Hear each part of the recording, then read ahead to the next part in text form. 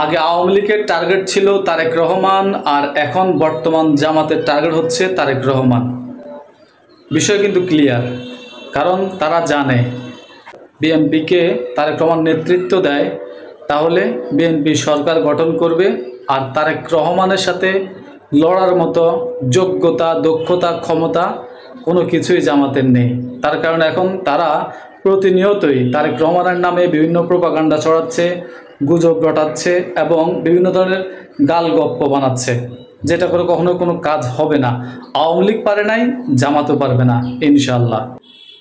কারণ একটাই, কারণ তারেক রহমানের মতো একজন দেশপ্রেমিক, যোগ্য নেতা, নম্র, ভদ্র এবং সবচাইতে বিচক্ষণ, তাদের এখন ক্ষমতা যাওয়ার পথের কাঁটা। বিএনপি সরকার গঠন করবে, আর তারেক রহমানের সাথে লড়ার মতো যোগ্যতা, দক্ষতা, ক্ষমতা কোনো কিছুই জামাতের নেই।